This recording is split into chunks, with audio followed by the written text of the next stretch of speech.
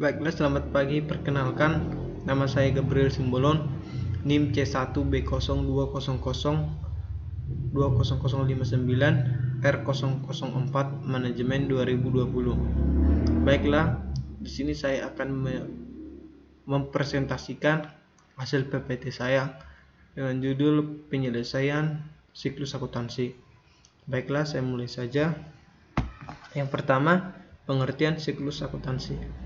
Siklus akuntansi adalah suatu proses penyediaan laporan keuangan perusahaan pada suatu periode waktu tertentu.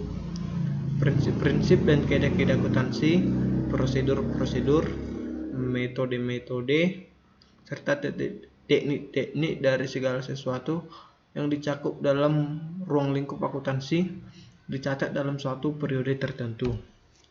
Yang kedua, tahap siklus akuntansi.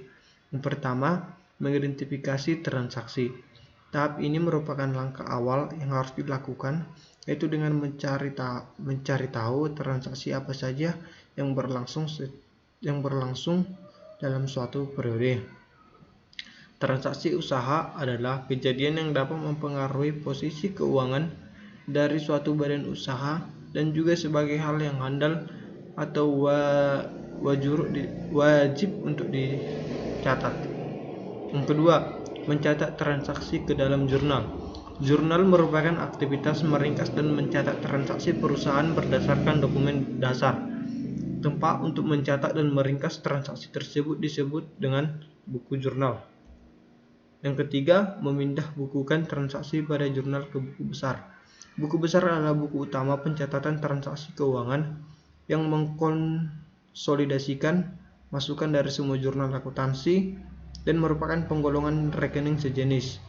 Buku besar merupakan dasar pembuatan laporan neraca dan laporan laba rugi. Yang keempat, menyusun neraca saldo. Neraca saldo merupakan pengelompokan saldo akhir di dalam buku besar atau daftar yang berisi kumpulan seluruh rekening atau perkiraan buku besar. Dan neraca saldo biasanya disiapkan pada akhir periode atau dapat juga disiapkan kapan saja. Untuk menyiapkan neraca saldo tiap perkiraan harus ditentukan terlebih dahulu. Cara membuat neraca saldo ini sangatlah mudah, yaitu dengan mengutip atau menjalin saldo semua akun yang ada di dalam buku besar.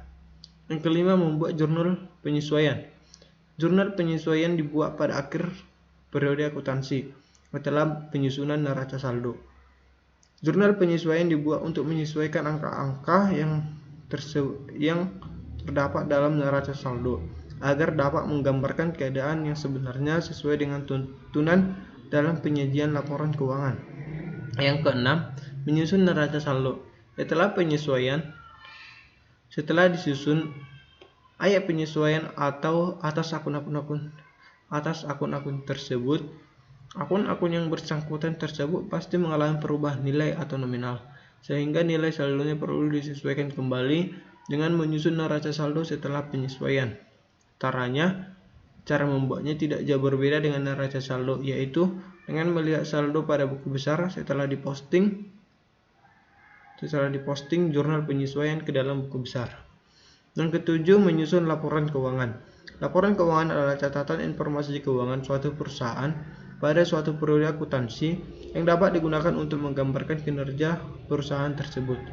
Laporan keuangan adalah bagian dari proses pelaporan keuangan.